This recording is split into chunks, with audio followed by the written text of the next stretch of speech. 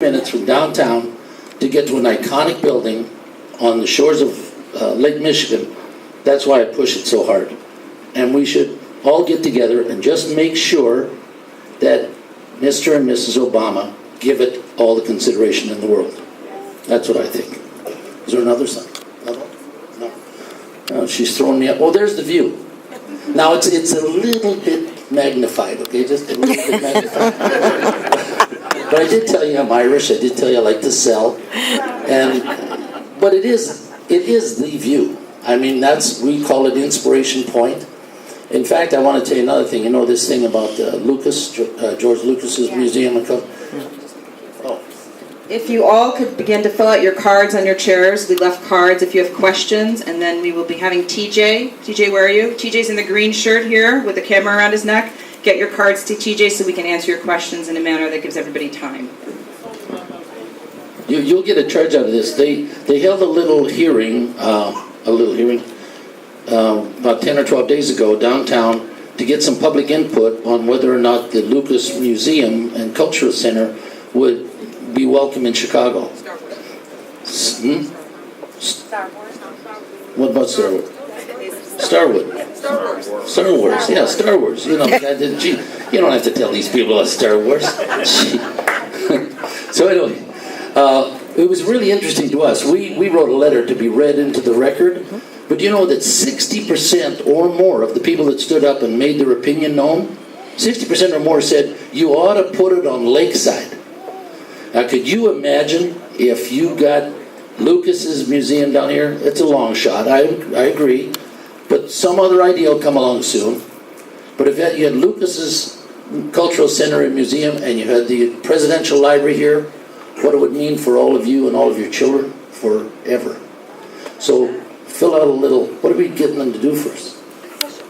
No, but I mean, write to the President in this sense. Petition, yeah. We have things we can circulate. So that's it, right? Okay, thank you. Thank you, Dan. So with that, we told you we'd be efficient. We want to leave time for Q&A and be mindful of everyone's time this evening. This is our website. We have a Facebook page. Our next open house is June 24th, and we'd love to see you there. So with this, I think we'll begin to take questions. Oh, I'm sorry. I forgot our most important speaker after myself and Dan. Joe Williams, the target group. I thought you were going to, after me. I was being too efficient. I don't know what I have to add here, you know. I'll think I'll tell a joke or two or something. I'll hand this over to you. Thank you. Well, good evening, everybody. And again, I want to thank all of you for coming out tonight. We see crowds like this in this community all the time, but it always gratifies me that this is a community that has a great deal of interest in the importance of this site and has a great deal of interest in wanting to be involved in making sure the right things happen on the site. Let me tell you what I'm going to quickly talk about. First of all, I want to make sure that everybody that came in did have a chance to sign in. If you didn't sign in, please sign in before you leave, because we want to make sure that at the very least we have a way to communicate with you on an ongoing basis. We've been doing this for about 5 or 6 years now, and what's interesting is that we do have about 200 local businesses that are on our website right now who have already signed up and filled out a form, and those businesses are businesses we're going to be talking to in the future as some of these opportunities become a reality. And that's really the heart of my commentary, which is basically opportunity. I think that when you look at a presentation like this, it becomes very clear that a lot of great things are going to happen here in the near future. And the question is that what will that really mean to the community? Both on an economic basis, a job basis, a business opportunity basis, an opportunity to get involved and work on projects that actually help the community, not only from the point of view of what is being built or what is being developed or what library comes, but more that people who are here get a chance to see what's going on, and if they're ready to do something, that they get an opportunity. So you filled out a sign-in sheet, I know, and you signed up. We also had a business interest form. We put that form out there so that if you are in any kind of business and are in this community, we want to get you signed up and get you on our list, because we're going to use that list to determine how we go forward when these opportunities become available, whether it's a housing project or whether it's a commercial project or whether it's any other thing that we're involved in. We want to make sure that we know from the community those people who have interest in being involved. Also, and very, very important, as we begin to think about what is now going to be constructed on this site, we're going to be looking for people in the community who really are in construction and who would like to be considered for construction opportunities on the job side as well as on the construction side. So it's kind of important that you get signed up and you get on our list, because that's going to be the most efficient way to communicate with you in the future. It's also important to think about what we really want this project to mean to this community. So whether it's jobs or contracts or local business opportunities, we want you to feel like you've gotten the information, you're able to maintain the status of the project, and as the project goes forward, you know as well as anybody else in this community what's happening. We have annual meetings where we put on a presentation just like this, and we've had these in the last 3 or 4 years every year. We'll have it again sometime this year before it's over. If your name is on the list, it'll be another opportunity for you to come out and find out what's currently going on or what's planned. So I want to just make sure that you know that we're thinking about things that we can do to make a difference in this community. We know that there are going to be jobs, we know that there are going to be contracts, and we know there are going to be business opportunities. And we definitely want you to be a part of that process. And if you have something that you want to do here, that we give you an opportunity to do it. One of the things that Ms. Sucha brought up, and I just want to reemphasize, we are trying to buy everything that we can buy locally in this community at this time. We found through some of our other sessions a woman who makes cookies, right? So those cookies, are those? She wasn't available. She wasn't available today, June but 24th. for every event that we have, she does make our cookies. So that's the kind of simple way of thinking about how do we get the community involved. If we don't know who you are, and if we don't know where you are, and if we don't have a way to communicate with you, as all these opportunities become available, you won't know about the opportunities. That's not our intent. Our intent is to make sure you not only know about it, but to the extent that you can plan to be a part of it, that you got enough time to know what you're planning. So I just want to say that we've got the database. We're running a database. If you're signed in, we're going to make sure that you keep getting informed about future events and future meetings, annual meetings, or any updates that's going to become to the community, particularly if projects begin to get underway. So with that, I'll stop and turn it back over to Ms. Sucha.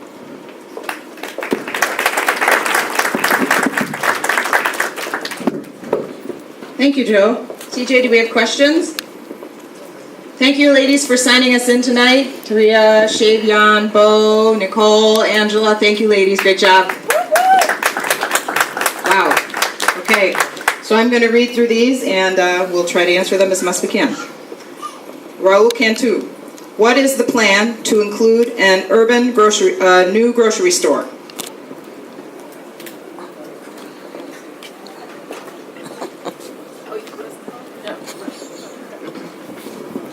We have a plan. And the city of Chicago is very, very involved in it. We all recognize that this is not a place where you can say, I'm easily walking to this grocer or that grocer and have a selection. So both Alderman Pope and Alderman Holmes have been very active. You could take a shot at entry. Well, I don't think we're at the stage where we can divulge all the information, but as Dan said, it's important to recognize some of the needs of the community, and with some of the food deserts that exist in Chicago, this has become a priority of the development. And I think we're looking at a grocery store that would be reflective of the community in terms of meeting the needs, having fresh fruit, produce, a building, an employment force that would be reflective of the community, someone who really wants to be a partner, someone who is established, has capacity. Oftentimes, all four of us over the years have gotten a lot of ideas, a lot of questions, people who want to build things out here. And that's great, but certainly if John Doe from the audience said they wanted to rewire my house because they just read a book on electricity, I'm not going to have confidence in that person.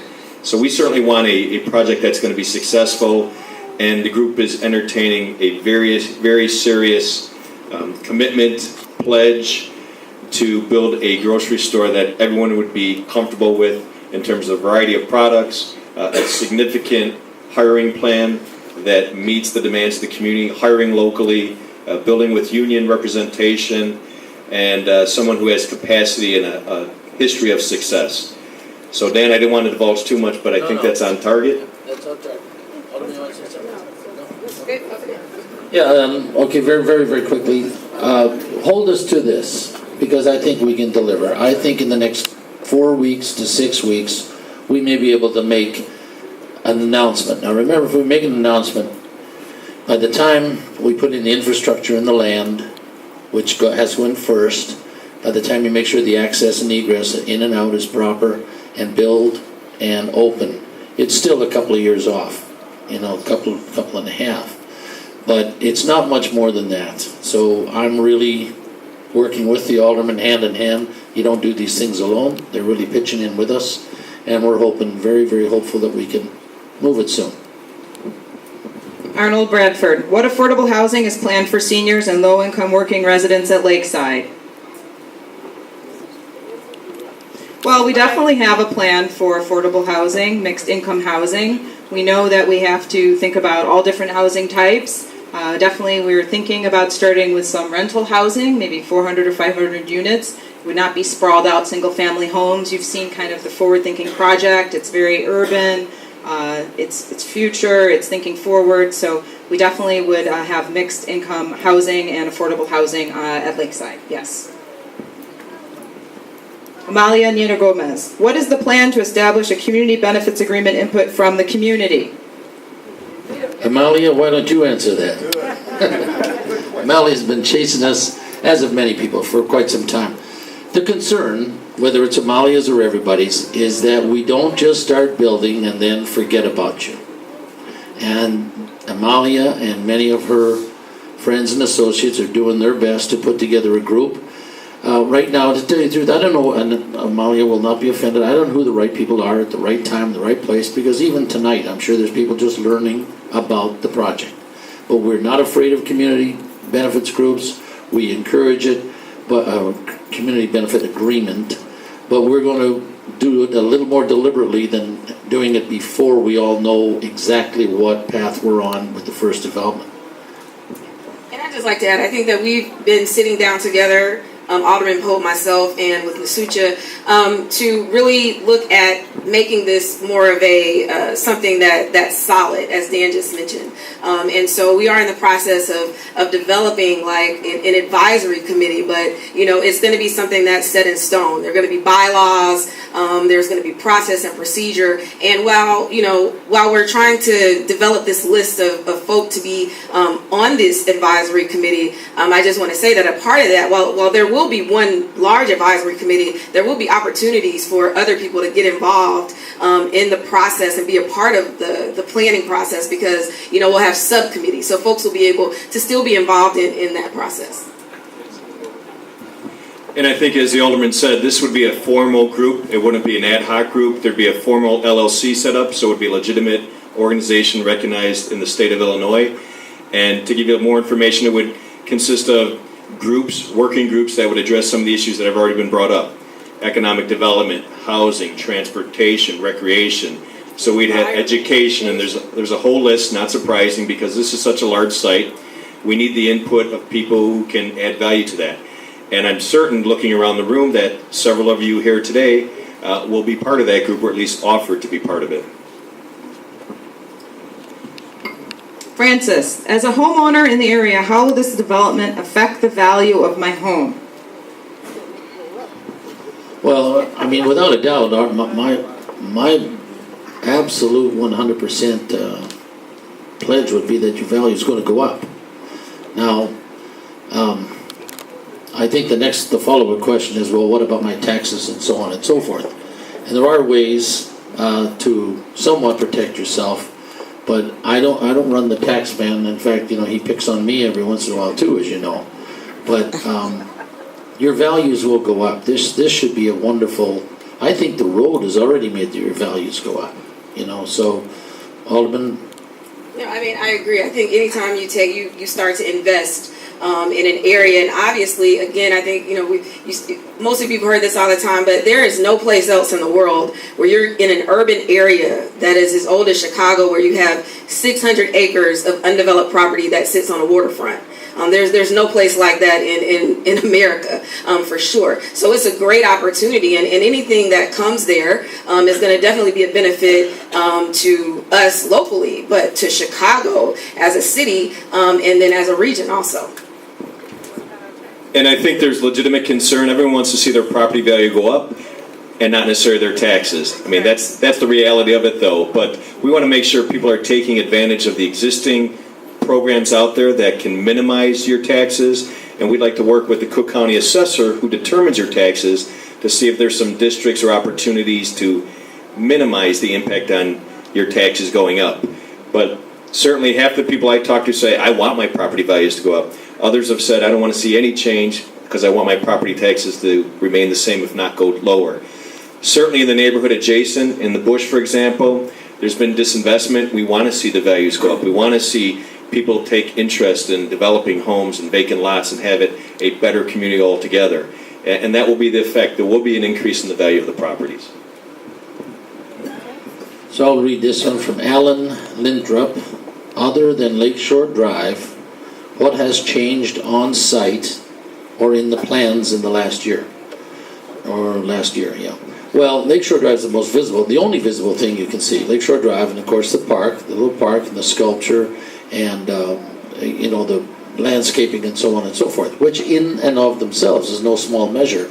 I think we're hitting $90 million, about $90 million. Now behind the scenes, there are the things going on that both aldermen and myself are a little bit silent on tonight because we kind of have to be. Tenants get upset when you talk before they sign. But behind the scenes, we are talking to probably 1 million to 1.5 million square feet of residential tenants. Retail tenants, who we are nurturing their interest in coming in and doing a shopping center. Now, it's a long road. It's like pulling hen's teeth. I don't mind telling you, it's not easy. And if you've ever heard the little saying, to get the first pickle out of the jar, that's what we got to try to do. First, we get that first pickle out of the jar, the other guys follow along.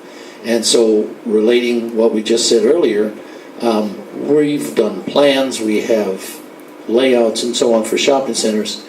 And if the first pickle comes out of the jar, which we hope in the next 3, 4, 5 weeks, I think that will cause us to get into a cycle where we're able to make more announcements more often.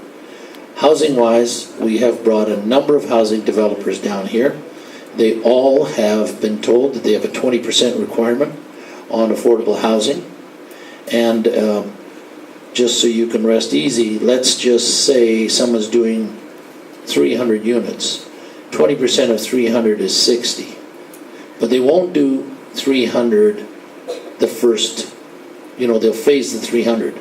And we're going to tell them that maybe the first phase has to be 35%, and the second phase 25%, and the third phase 12%, average 20%. So that we try to address the needs of the community first, which is that the first pickles out of the jar residentially are in the more affordable area. Marion Brown. My neighborhood lost our crosswalk, park paths, and now face an additional fence barrier. How can our park lake access be restored? So, and I've said this before, unfortunately, first of all, there's a new road that was built.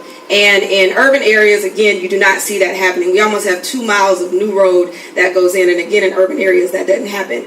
Over the course of a highway project, when you're building a road from scratch, really takes about 10 years. And over the course of that project, there are things that go into place. This project was actually funded by the feds, by the state, and by the city. And so there are certain requirements that are to be done that have to be met in order for the project to go through. And 2 of those requirements are that they have to have meetings with the community. So there were 4 meetings held, 2 in the 7th Ward, 2 in the 10th Ward, and this precedes me being alderman. And I believe that, there were probably a lot of images shown and of what the road would look like. And the barrier that's in the middle of the road, I understand that was a part of what was shown. There probably was some pedestrian bridge or something like that shown. Over the course of a project, though, especially a highway project, things change. And what I've apologized to the neighbors at 79th and South Shore Drive to is I've apologized because the city, the Chicago Department of Transportation, the state, IDOT, as well as my predecessors and other folks should have been keeping the community apprised of the changes in that project when they decided, hey, we're not going to be able to put a pedestrian bridge in because the feds are not going to allow that. So I think there was a breakdown in communication, and since I've been alderman, this issue came to me. There were a lot of things that were already done. The road was already going to open before I became alderman.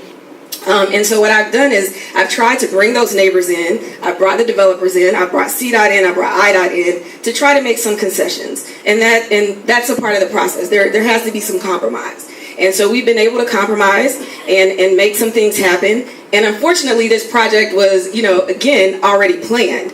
And, moving forward, and I think that I've been doing this throughout the ward since I've been alderman, is making sure that we are having better communication between city agencies that are doing the work and between the residents who live in the community.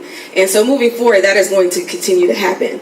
But we did make concessions with the developer and with CDOT. And so the road is already built, so the access is just at different corners now. So there's still access to the park, they're just at different corners.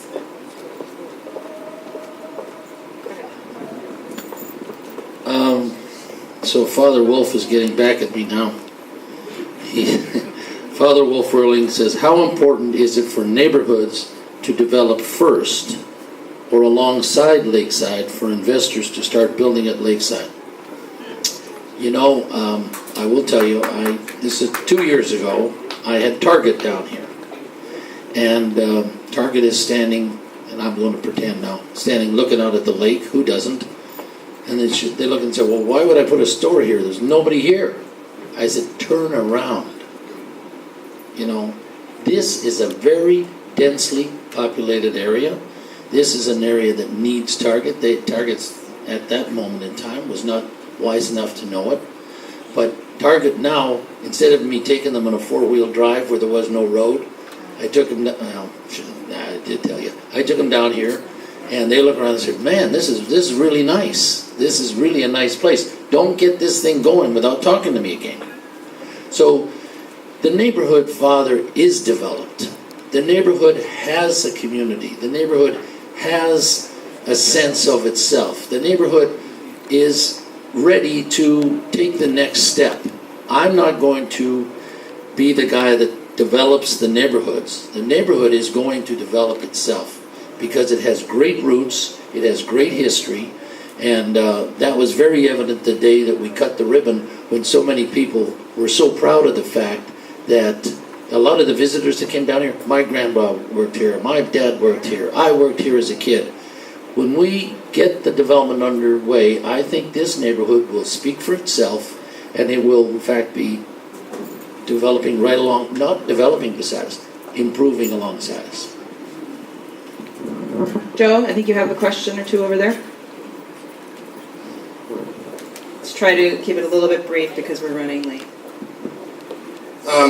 This question comes from Willis Myers. It says, what initiatives will be implemented to create business ownership and community wealth for local residents? Again, I want to reemphasize that we're trying to collect data. We're actually going to be doing some asset mapping out here pretty soon, looking at the businesses who already exist in the community, what kind of services that they provide that will help us complete our directory of businesses in the community. I think that if a business person who is coming here and wants to have an opportunity, say for a retail store, we want to find out who that person is. We want to know who they are as soon as possible. And that's the reason that we have that form over there, so we can find out who these folks are. I think the question of initiatives, and by the way, you should know that there are many initiatives that are out to try to help firms who are trying to go in business. We have access to those type of individuals or those type of organizations. We'll definitely make sure that that kind of information gets transmitted to anybody who's interested in a business opportunity. So I think that that's the answer to that question. The other question I had was from Don Watanabe. I think that's right. It says, what is McCaffrey Interest doing now to make certain that local Lakeside development current residents will have priority access to jobs as they surface? One of the things I didn't fully explain is that we have a form over there called a candidate referral form. And primarily that candidate referral form is interested in trying to make sure that if you are looking for work, particularly in construction, that we know who you are early. But that form also gives you ability to put other information or other areas of interest on it. So I would recommend that anybody who is interested in having jobs for consideration whenever we do start work, fill out those forms and make sure that those forms are available.